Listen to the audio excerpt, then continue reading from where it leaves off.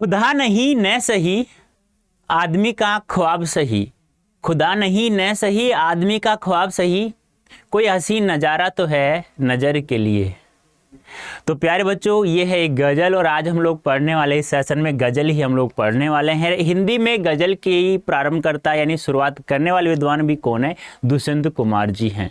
तो प्यारे बच्चों, ये सेशन आप लोगों के लिए बहुत ही महत्वपूर्ण होने वाला है, क्योंकि यहाँ से हर वर्ष यहाँ से कम एक सवाल तो हमेशा पूछा ही गया है और अब की बार भी उम्मीद करता हूँ यहाँ से एक सवाल आएगा 101%। जल्दी सेशन को शेयर कर दीजिए लगातार तरीके से, और जिन बच्चों ने अभी तक सेशन को लाइक नहीं किया है ना, तो लाइक भी कर दीजिएगा, क्योंकि मैं एक गज़ल सुना चुका हूँ आप लोगों को। क्या कहा था? खुदा नहीं न सही आदमी का ख्वाब सही, कोई हसीन नज़ारा तो है नज़र के लिए। अब इसका क्या अर्थ होगा क्या नहीं होगा हम लोग पढ़ेंगे, हम एक एक गज़ल को पढ़ेंगे। तो प्यारे बच्चों, आज हम पढ़ने वाले हैं गज़ल, तो ध्यान से सुनना। देखो प्यारे बच्चों, पहले तो हम लोग गज़ल का सारांश पढ़ लेते हैं हम लोग कि गज़ल क्या है क्या नहीं होता, क्योंकि हम लोगों ने बस इतना सुना है गज़ल है, हाँ ठीक है। उस शब्दों के अर्थ भी देखो, मैंने कहा ना अभी, खुदा नहीं न सही आदमी का ख्वाब सही, कोई हसीन नज़ारा तो है नज़र के लिए। देखो, आपको सुनने में अच्छा लगा, आनंद आया आप लोगों को, और मुझे पढ़ने में बोलने में आनंद आया, चाहे अर्थ समझ में आया नहीं आया, तो इसीलिए तो इसे गज़ल कहा जाता है। तो हम लोग आज गज़ल के बारे में थोड़ा सा जान लेते हैं, क्या होती है गज़ल। देखो, दुष्यंत कुमार जी ने जो यहाँ गज़ल दी हुई है वह एक रचना है उनकी, क्या नाम उसका? साये में धूप, वहाँ से ली गई है। दुष्यंत कुमार जी की रचना है साये में धूप, वहाँ से लिया गया है ये गज़ल। गज़लों में शीर्षक देने का कोई चलन नहीं है, ध्यान रखना। किसी भी प्रकार का, किसी भी गज़ल का कोई भी शीर्षक देने का कोई भी चलन, किसी भी प्रकार का चलन नहीं है। अर्थात हम लोग कह सकते हैं कि गज़ल में किसी प्रकार कोई शीर्षक नहीं होता है, इसलिए यहाँ कोई शीर्षक नहीं दिया जा रहा, यानी इसलिए तो हम लोग गज़ल ही तो पढ़ रहे हैं, यानी एक नहीं दो नहीं 6-7 गज़ल हम लोग पढ़ेंगे, लेकिन यहाँ गज़ल ही नाम लिखा हुआ है, किसी भी पर्टिकुलर गज़ल का कोई शीर्षक नहीं दिया हुआ है। गज़ल एक ऐसी विधा है जिसमें सभी शेर अपने आप में मुकम्मिल और स्वतंत्र होते हैं। यानी कहने का तात्पर्य क्या है कि अपने आप में प्रत्येक जितने भी यहाँ गज़ल दी हुई हैं अपने आप में क्या है, वो स्वतंत्र हैं, अपने आप में क्या है, वो मुकम्मिल हैं। अब मुकम्मिल का अर्थ क्या होता है? वो अपने आप में क्या है, सफल मानी जाती हैं। कोई भी हो, यानी कि चाहे कहा ना कि किसी भी गज़ल का कोई शीर्षक नहीं दिया जाता है, वो अपने आप में सफल हैं, अपने आप में क्या है, वो स्वतंत्र है, सफल यानी मुकम्मिल हैं। उन्हें किसी क्रम व्यवस्था के तहत पढ़े जाने की दरकार नहीं है। कहने का तात्पर्य क्या, यहाँ जो गज़ल दी हुई है ना, ऐसे नहीं उनको क्रम से ही पढ़ेंगे, पहली गज़ल पढ़ेंगे तभी दूसरी पढ़ी जाएगी, नहीं। मैंने क्या कहा, वो अपने आप में प्रत्येक गज़ल क्या है, स्वतंत्र भी है और मुकम्मिल भी है, यानी कि स्वतंत्र भी है और सफल भी है। आप उसे क्रमवाइज पढ़ो या ना पढ़ो, फिर भी यदि उसका अर्थ तुम्हें समझ में आता है तो आप लोग उसे कहीं से भी पढ़ सकते हैं, ठीक है। तो उसे क्रम से पढ़ने की आवश्यकता नहीं है। इसके बावजूद दो चीज़ें ऐसी हैं जो इन शेरों को यानी गज़लों को आपस में गूंथकर एक रचना की शक्ल देती हैं, यानी कि इन्हें हमें क्रम व्यवस्था पढ़ने की आवश्यकता नहीं है, लेकिन दो चीज़ें ऐसी हैं जो उन गज़लों को ऐसा लगता है कि यह एक रचना है। यानी सभी गज़लें आपस में एक गूंथी हुई सी महसूस होती है, एक रचना के रूप में महसूस होती हैं। वो दो चीज़ें क्या हैं? एक तो वह है, उसका क्या है, रूप यानी कि रूप के स्तर पर तुक का निर्वाह। तुक क्या होता है? जैसे कि किसी भी गज़ल का अंतिम वर्ण यानी कि लाए हैं तो दूसरी गज़ल का भी अंतिम वर्ण लाए ही होगा, उसे कहा जाता है तुक। दूसरी है अंतर्वस्तु के स्तर पर मिजाज का निर्वाह, यानी कि अपना एक अलग से इसका क्या है, मिजाज है। तो दो चीजें हैं, एक तो तुक का और एक दूसरा क्या है, मिजाज का। यानी कि अपने आप में ये दोनों चीजें एक ऐसी हैं जो गज़लों को एक रचना के रूप में बांध करके रखने की कोशिश करती हैं। इसलिए हमें ये सभी रचनाएं, ये गज़लें एक रचना के रूप में हमें दिखाई गई हैं, एक रचना के रूप में हमें दिखाई या दिखती हैं, हम लोग ये कह सकते हैं। यानी आप लोग कह सकते हैं किसी भी गज़ल को क्रम से पढ़ने की आवश्यकता नहीं होती है, लेकिन दो चीज़ें, एक होता है तुक, दूसरा होता है मिजाज। ये दोनों चीजें प्रत्येक गजल को, यानी बहुत सारी गजलों को ऐसा लगता है कि ये सभी गजलें एक रचना में संग्रहित हैं।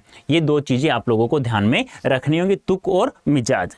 जैसा कि आप देखेंगे यहाँ पहले शेर की दोनों पंक्तियों का तुक मिलता है, यानी कहने का तात्पर्य क्या है, जो पहली जो गजल है उसमें जो दोनों पंक्तियां हैं उन पंक्तियों के अंतिम जो शब्द है वो पहली पंक्ति का अंतिम शब्द और दूसरी पंक्ति का अंतिम शब्द समान होगा, उसे कहा जाता है तुक। ध्यान रखना, पहले शेर की, पहले गजल की पहली पंक्ति का अंतिम शब्द और दूसरी पंक्ति का अंतिम शब्द क्या होगा, समान होगा, यहाँ लिखा हुआ है।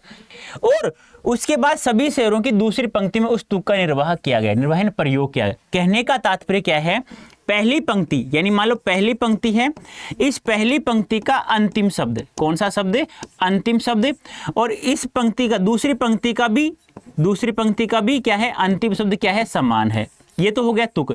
अब इस तुक का प्रयोग कहाँ किया गया, प्रत्येक गजल की दूसरी पंक्ति के अंतिम शब्द में। कहने का तात्पर्य क्या है, यहाँ जो अंतिम शब्द है पहली और दूसरी पंक्ति का, तो वही शब्द सेम प्रत्येक गजल के अंतिम शब्द दिखाई हमें देगा, वो हमें अभी देख लेंगे। उसके बाद सभी शेरों की दूसरी पंक्ति में तुक का निर्वाह यानी प्रयोग किया गया है। आमतौर पर गजल के शेरों में केंद्रीय भाव का होना जरूरी नहीं है, लेकिन यहाँ पूरी गजल एक खास मन स्थिति में लिखी गई जान पड़ती है। किसी भी गजल का कोई केंद्रीय बिंदु नहीं होता, लेकिन फिर भी एक खास स्थिति के बारे में ये गजल हमें दिखाई देंगी। राजनीति और समाज, और वह है मन स्थिति कौन सी हमारी, राजनीति और समाज। अब जहां समाज आ गया, राजनीति आ गई, सीधी सी बात है, यानी कि यहाँ वे लोग हैं, यानी कि शोषक वर्ग और शोषित वर्ग दोनों आने वाले हैं। कुछ चल रहा है उसे खारिज करने और विकल्प की तलाश को मान्यता देने का भाव एक तरह से इस गजल का केंद्रीय सूत्र बन गया है। ध्यान रखना, यानी कि उसे खारिज करना और विकल्प की तलाश को मान्यता देने का भाव एक तरह से इस केंद्रीय सूत्र बन गया है। इस प्रकार दुष्यंत की यह गजल हिंदी गजल का सुंदर नमूना प्रस्तुत करती है। अब देखो, मैंने कहा ना पहली पंक्ति क्या आ रहा है, के लिए और के लिए आ रहा है ना, इसे कहा जाता है तुक। फिर उसके बाद मैंने कहा क्या कहा गया है कि ये जो तुक मिलाया गया है के लिए, अब ये तुक है ना प्रत्येक गजल के दूसरी पंक्ति के अंतिम शब्द में दिखाई देगा। देख लेते हैं एक बार, देखो के लिए आ रहा है ना, देखो के लिए आ रहा है ना, देखो के लिए आ रहा है ना, देखो के लिए आ रहा है ना, इस प्रकार से हमें ये ध्यान में रखना होगा। अब क्या कह रहे हैं दुष्यंत कुमार जी पहली गजल में, कहाँ तो तय था चिरागा हर एक घर के लिए, कहाँ चिरागा मैसर नहीं शहर के लिए। अब ये एक शब्द आ रहा है यहाँ पे मैसर, आपसे पूछा जाएगा कि प्रस्तुत पद्यांश में या प्रस्तुत गजल में मैसर शब्द का अर्थ बताइए, तो क्या होता है, मैसर का अर्थ होता है उपलब्ध होना। ठीक है, अब यहाँ क्या कहा गया है, यहाँ बताया गया है कि अब जब चुनाव आते हैं ना, तो जो नेता लोग होते हैं ना, उस समय वो बड़ी बड़ी ढींके हाँक कर चले जाते हैं कि हम सभी को कुछ मूलभूत सुविधाएं हैं वो आप लोगों को उपलब्ध कराएंगे। अब वो कहते हैं कि ये सुविधाएं, अब जो आम व्यक्ति कहता है, आम व्यक्ति सोचता है कि ये सुविधाएं तो शहर में नहीं है, तो ये गाँव में खाक पहुँचाएंगे। तो ये राजनीति के बारे में यहाँ बताया गया है। देखो क्या कह रहे हैं, इस गजल के माध्यम से कवि ने समाज एवं राजनीति में चलने वाली हलचल को खत्म कर एक नई सुबह के बारे में, एक नए तरीके के बारे में बताने की कोशिश की है। क्या कि कवि देश के नेताओं पर कटाक्ष करते हुए कहते हैं कि चुनाव से पहले इन नेताओं ने वादा किया था कि वे समाज के प्रत्येक लोगों को चिराग उपलब्ध करवाएंगे, अर्थात कुछ मूलभूत सुविधाएं, कुछ रोजगार उपलब्ध कराएंगे, अर्थात कुछ मूलभूत सुख सुविधाएं उपलब्ध कराएंगे। मगर यह सोचने की बात है कि यह कैसे हो सकता है, क्यों, जबकि इस शहर में ही सुख सुविधाएं उपलब्ध नहीं हैं, तो वो लोगों को सुविधाएं कैसे उपलब्ध होंगी। बात तो सही है, जब कोई नेता हमारे गांव में आया, उन्होंने कहा कि मुझे वोट दो, मैं तुम्हें ये सुविधाएं उपलब्ध कराऊंगा। अब सामान्य व्यक्ति सोचता है कि ये सुविधाएं, ये जो शहर से यहाँ आ रहा है, ये सुविधाएं उसने शहर में उपलब्ध नहीं कराई, क्या हमारे लिए खाक उपलब्ध कराएगा। तो यहाँ कवि ने कहा है कि नेताओं की बात न मान करके आप अपने मन के अनुसार करो। यदि आपको कुछ अच्छा कार्य करने को सूझ रहा है तो वह कार्य आपको करना चाहिए। ठीक है, तो यही कहा गया है कि चिरागा प्रत्येक घर के लिए तुम लोग उपलब्ध तो कराओगे, लेकिन प्रत्येक घर में उपलब्ध कहाँ से कराओगे। प्रत्येक उपलब्ध में, यदि प्रत्येक घर में आप लोग उपलब्ध कराते तो शहर में भी उपलब्ध करा सकते थे, तो गांव की बात तक नौबत नहीं आती।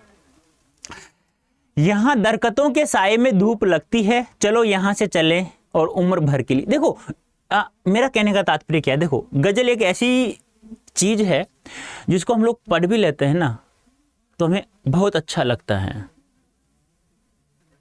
मुझे एक गजल याद नहीं आ रही है, मिथुन का एक गाना था, एक मूवी भी थी उसमें, है ना, तो वो एक उर्दू में एक गजल ही सुनाते हैं, तो उसके बोल मुझे थोड़ा ध्यान नहीं आ रहा, लेकिन बहुत अच्छी लगती है वो भी मुझे।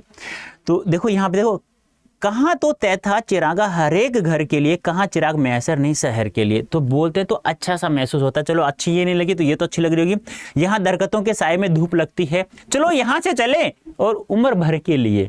यहाँ किसके बारे में बताया, यहाँ उन संस्थाओं उन कंपनियों के बारे में बताया गया है जो कुछ लोगों को वो कहते हैं कि हम आप लोगों को ये सुविधाएं देंगे, लेकिन जैसे वहाँ जाते हैं तो उनका वो लोग शोषण कर लेते हैं।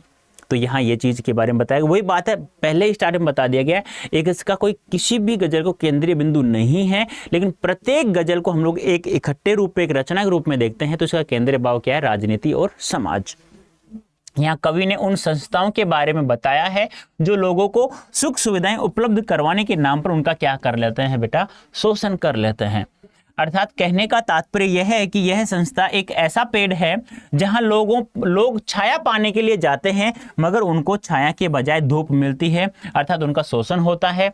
कवि ऐसे लोगों से बचने के लिए कहते हैं एवं स्वच्छंद जीवन जीने का संदेश देते रहते हैं। कहने का तात्पर्य दरकतों यानी पेड़, यानी कवि ने कहा है कि एक संस्था है एक पेड़ के रूप में है, और वो कहते हैं कि चलो आ जाओ हम तुम्हें छाया देंगे, लेकिन वो लोगों को बुलाकर उनका ही क्या कर लेते हैं, शोषण कर लेते हैं। इसलिए कवि कहता है कि तुम्हें किसी के बहकाव में नहीं आना चाहिए, तुम्हें स्वतंत्र रूप से जीना चाहिए, स्वतंत्र रूप से जीना चाहिए। न हो कमीज तो पांव से पेट ढक लेंगे, ये लोग कितने मुनासिब हैं इस सफर के लिए। अब यहाँ गरीब लोगों के बारे में बताया गया कि कुछ लोग इतने गरीब हैं वो चाहकर भी कुछ नहीं कर सकते। जब सर्दी लगती है तो अपने पेट को ना वो अपने टांगों से भी, जैसे अपने गोडा बोलते हैं आप लोग, क्या कहते हैं टकना, क्या गोडा ही बोलते हैं, ये ना ये पेट के चिपका लेते हैं। यानी कवि ने कहा है जब इनको सर्दी लगती है ना तो अपने पेट को ढकने के लिए, जब कोई तन को ढकने के लिए कोई शरीर नहीं होता तो अपनी टांगों से अपने पेट को क्या कर लेते हैं, ढक लेते हैं। ये चाहकर भी ये लोग कुछ भी नहीं कर सकते हैं। इसमें यही बताने की कोशिश की है। देखो यहाँ पर कवि ने आम जीवन जीने वाले लोगों के विषय में बताया है कि ये लोग मजबूर हैं, ये चाहकर भी कुछ नहीं कर सकते। इनकी गरीबी इनसे लाख कुछ करवाना चाहे मगर ये चाहकर भी कुछ नहीं कर सकते, क्योंकि ना ही इनके पास पैसा है और ना ही वह ताकत जिसके जरिए यह अपनी सुख सुविधाओं को पूरा कर सके। ऐसे लोग होते हैं जिनके पास अपना शरीर ढकने के लिए कपड़े नहीं होते, ये अपने पैर से ही अपने पेट को ढक लेते हैं। ऐसे ही गरीब लोगों का फायदा ये लोग उठाते हैं जो शोषण करते हैं, क्योंकि अगर इन लोगों का शोषण नहीं होगा तो राज्य में शांति कैसे बनेगी। ऐसे लोगों का शोषण करके इन लोगों को वाहवाही मिलती है, तभी तो इन गरीबों का शोषण होता है। इन्हें कहा जाता है ना कि जब तक कोई भी शोषक वर्ग है वो शोषण नहीं करेगा गरीब इंसान का, तब तक वाहवाह नहीं होती है। और जब भी तो उनके राज्य में शांति होती है, जब भी तो उनके घर में पैसा बहुत सारा धन दौलत होती है, जब भी तो उनके बच्चे खुश रहते हैं।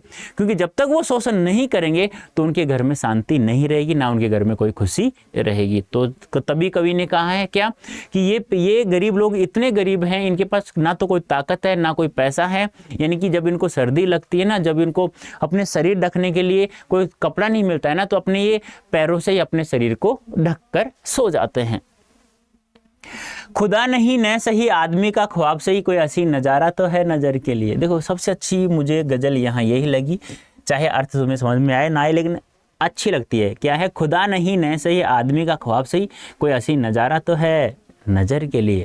सभी के लिए है एक हसीन नजारा, बस आप लोगों को फिलहाल पढ़ने की आवश्यकता है। पढ़ो, फिर वो नज़ारा आप लोगों को अवश्य दिखाई देगा। आज मैं कह रहा हूँ, मेरी बात को ध्यान से अवश्य सुन लेना और एक दिन मुझे कह देना हाँ सर आपने सही कहा। यहाँ कल्पना शक्ति के बारे में कवि ने बताया कि कोई भी गरीब इंसान, कोई व्यक्ति हो, उसके पास भगवान ने एक ऐसी कल्पना शक्ति दी है जिससे वो अपना प्रत्येक ख्वाब को क्या कर लेता है, पूरा कर लेता है।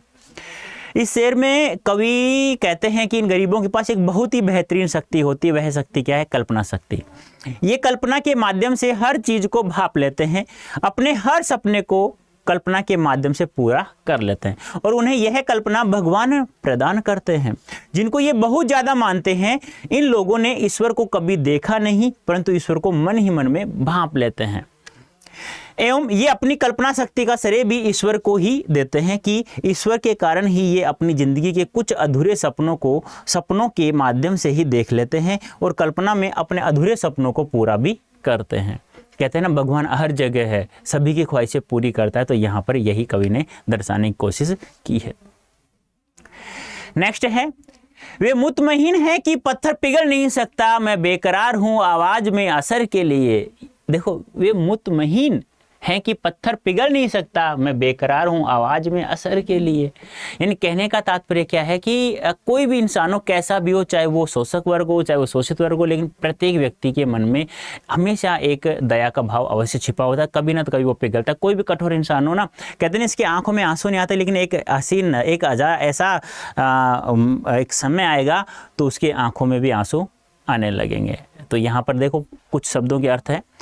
मुतमईन का अर्थ होता है इत्मीनान से या आश्वस्त, बेकरार यानी बेचैन या आतुर, और असर यानी प्रभाव। यहाँ क्या बताया कवि ने? यहाँ पर कवि ने आम व्यक्तियों के विचारों के विषय में बताया है कि आम व्यक्ति भ्रष्ट लोगों के बारे में यही सोचते हैं, वे समझते हैं कि भ्रष्ट लोगों के मन में कोई सोच या उनके पास दिल नहीं होता। इन कहने का तात्पर्य क्या है?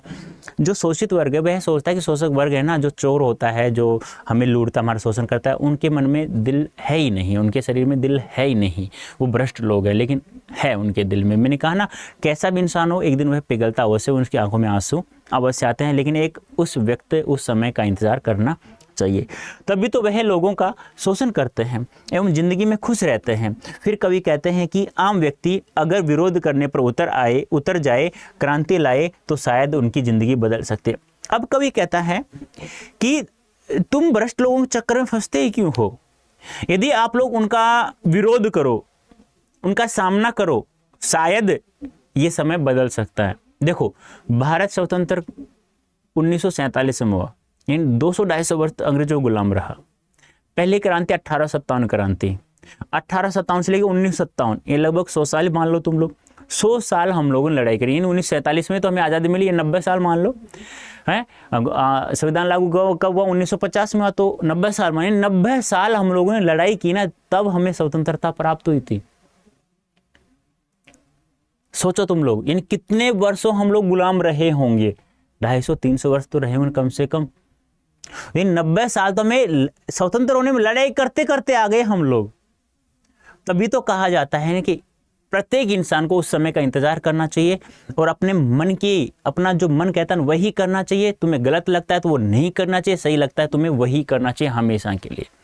ठीक है, विरोध करना चाहिए यदि तुम्हें गलत लग रहा हो तो। तेरा निजाम है सील दे जबान शायर की, ये एहतियात जरूरी है इस बहर के लिए। बहर यानी छंद, एहतियात यानी सावधानी। देखो, निजाम यानी राज या शासन, एहतियात यानी सावधानी, और बहर यानी छंद। यहाँ दो चीज़ों के बारे में बताया गया, एक शायर के बारे में और एक शासक के बारे में। जब तक शासक है वह अपने बलबूते पे शासन करेगा तब तो उसकी राज में शांति रहेगी, और एक शायर है, दोनों में ताकत समान होती है। वह शासक होता है, वह अपने पास पैसा, ताकत, अपने खुद के ऊपर, बल के ऊपर विश्वास रखता है, और वैसे शायर अपनी कलम, लेखनी पर विश्वास रखता है। वो बड़े बड़े शासक को भी नीचे गिरा सकता है अपनी लेखनी के द्वारा। देखो, अब कवि कहते हैं कि शायर एवं शासक में बहुत ताकत होती है। शायर जो अपनी लेखनी के माध्यम से ऐसे गलत लोगों का विरोध करते हैं, जब शायरी विरोध पर उतर जाती है तब सत्ता के लोग इनकी आवाज बंद करने के लिए इनकी लेखनी पर भी प्रतिबद्धता लगा देते हैं। किसी रचना को वो लोगों के सामने आने नहीं देते, उसके प्रकाशन पर भी प्रतिबंध लगा देते हैं, और अपने चेहरे को लोगों के सामने आने से रोक देते हैं। और शासक जब यह ठान ले कि मुझे यह कार्य अर्थात कोई भी कार्य करना है तो वह जरूर करता है। दोनों में एक जैसी आदतें हैं। शासक को यह लगे मुझे यह कार्य करना है तो करना है तो करना है, और वो करके ही रहेगा, चाहे कैसा भी समय है, उसकी स्थिति परिस्थिति कैसी भी हो। वही बात किसके ऊपर है? शायर के ऊपर है। जब उसे लगता है ना कि मुझे इस नेता के ऊपर ये लेखनी लिखनी है तो लिख के ही रहेगा, लोगों के सामने उसको उजागर करके ही रहेगा। तो दोनों में ताकतें होती हैं। कहते हैं ना, किसी के पास ताकत नहीं होती तो दिमाग होता है। दिमाग और ताकत दोनों मिल जाते हैं, फिर तो प्रत्येक कार्य को वो सफल कर लेते हैं। जिए तो अपने बगीचे में गुलमोहर के तले, मरे तो गैर की गलियों में गुलमोहर के लिए। गुलमोहर का अर्थ हम लोग लेते हैं स्वर्ग का फूल। कहते हैं कि मरे भी ना तो भी स्वर्ग का फूल बनकर के मरे, यानी कि दूसरों के लिए मरे या गैरों के लिए मरे या अपने लिए मरे तो गुलमोहर के लिए ही मरेंगे। कहने का तात्पर्य क्या है? कवि कहता है कि प्रत्येक इंसान को स्वतंत्र होकर जीना चाहिए हमेशा, उसे डरना बिल्कुल भी नहीं चाहिए, क्योंकि स्वतंत्रता प्राप्त हो चुकी है हमें। इस अंतिम शेर यानी गजल में कवि कहते हैं कि दुनिया के हर व्यक्ति को स्वाधीन अर्थात स्वतंत्र होकर जीना चाहिए। हर एक व्यक्ति को यह समझना चाहिए कि चाहे वह अपने लिए जिए या औरों के लिए जिए, दूसरों का उद्धार करे या अपना उद्धार करे, मगर उनको मानव जीवन में मूल्यों को समझना होगा। यदि कोई व्यक्ति मानव जीवन के मूल्यों को नहीं समझता तो वह मानव नहीं हो सकता। अर्थात हर मानव को स्वाधीन तरीके से जीना चाहिए और हर एक के जीवन को सुखमय बनाने के लिए एक दूसरे की मदद करना चाहिए, ना कि उनका शोषण करना चाहिए। कहने का तात्पर्य क्या? कवि कहता है खुद भी जियो और जीने दो, यानी कि स्वतंत्र रह करके हमेशा जियो। अपने आप में तुम स्वतंत्र हो और स्वतंत्र मानो, किसी व्यक्ति के गुलाम नहीं हो आप लोग, स्वतंत्र हो चुके हो। चाहे अपने लिए जियो, चाहे अपना उद्धार करो, जो दूसरों को उद्धार करो, लेकिन स्वतंत्र रहकर जीना चाहिए और जो लोगों को जीने भी देना चाहिए। हमें ऐसा हक नहीं है कि हम दूसरों की खुशियों को दुख में बदलें या दूसरों के सुखों को हम लोग छीन लें। ऐसा हम लोग नहीं करेंगे, ना ही करने देंगे। ऐसा कवि ने कहने की कोशिश हमें की है। तो ये हो गई हमारी गजल हो गई है बेटा। अब पहला किस सवाल है यहाँ से, आखिरी शेर में गुलमोहर की चर्चा हुई है, क्या उसका आज से यह एक खास तरह के फूलदार वृक्ष है या उसमें कोई सांकेतिक अर्थ निहित है? समझा कर लिखे। गुलमोहर के एक पौधा भी होता है, एक फूल भी होता है, और वैसे हम इसे स्वर्ग का फूल के नाम से भी जानते हैं। आखिरी शेर में गुलमोहर की चर्चा अवश्य हुई है। यह एक खास तरह के फूलदार वृक्ष होते हैं, मगर शायर ने इसका सांकेतिक अर्थ लिया है। इस वृक्ष को सौंदर्य तथा शांति का प्रतीक माना जाता है। यह मनुष्य को आज़ादी का अनुभव कराता है, अतः आज़ादी इसका सांकेतिक अर्थ है। दो चीज़ ध्यान रखना, एक तो शांति का प्रतीक बताया गया है इसको, दूसरा यहाँ में आज़ादी का भी संकेत करता है। ठीक है, क्योंकि हमें स्वतंत्र होकर रहना चाहिए, शांति से जीना चाहिए, किसी सुखी को दुख में बदलने की आवश्यकता हमें बिल्कुल भी नहीं करनी चाहिए। नेक्स्ट सवाल है, पहले शेर में चिराग शब्द यानी उजाला एक बहुवचन में आया है और दूसरी बार एक वचन में आया है। अर्थ एवं काव्य सौंदर्य दृष्टि से इसका क्या महत्व है? यानी कि पहला जो चिराग शब्द आया वो चिरागों आया था बहुवचन के लिए, दूसरा जो शब्द चिराग आया था वो एक वचन में आया था। ठीक है, तो दोनों आए, दोनों का अर्थ और काव्य सौंदर्य दृष्टि में क्या महत्व है वो बताना हमें। पहले शेर में पहली बार चिरागा शब्द का प्रयोग किया गया है। यह बहुवचन शब्द है। यह साधारण जनता में आज़ादी का प्रकाश बिखेरने की बात करता है। यानी कि कब, जब कोई नेता आता है तो वह कहता है कि सभी लोगों को मैं सुख सुविधाएं उपलब्ध कराऊंगा, तो बहुवचन में आ गया, सीधी सी बात है। दूसरी बार में चिराग शब्द का प्रयोग किया गया। यह सीमित साधन को दर्शाता है, जहाँ पूरे शहर के लिए मात्र एक चिराग को दर्शाया जा रहा है। यानी कहने का तात्पर्य कवि ने फिर बाद में क्या कहा है कि यह जो चिराग, यह जो कुछ मूलभूत सुविधाओं की बात कर रहा है, ये किसी एक शहर में नहीं है, तो हमारे पास क्या खाक उपलब्ध कराएगा। तो ध्यान रखना, यहाँ आपसे पूछा जा सकता है, यह पहला गजल देख करके फिर पूछ लेगा कि प्रस्तुत शब्द में चिरागा शब्द है एक वचन है या बहुवचन है। तो पहला बहुवचन में आया, दूसरा एक वचन में के लिए प्रयुक्त किया गया है। गजल के तीसरे शेर को गौर से पढ़ें। यहाँ दुष्यंत का इशारा किस तरह के लोगों की ओर है? गजल के तीसरे शेर में दुष्यंत का इशारा संतुष्ट लोगों की ओर किया गया है। ये लोग हर स्थिति से समझौता कर लेते हैं, सीमित इच्छाएं संवेदनाएं रखने वाले और समय के अनुसार स्वयं को उसमें ढाल लेने वाले लोगों इसमें आते हैं। देख लेते हैं हम तीसरी गजल कौन सी, बार मैं आप लोगों को दिखा भी देता हूँ। ठीक है, देखो पहला, दूसरा और तीसरा।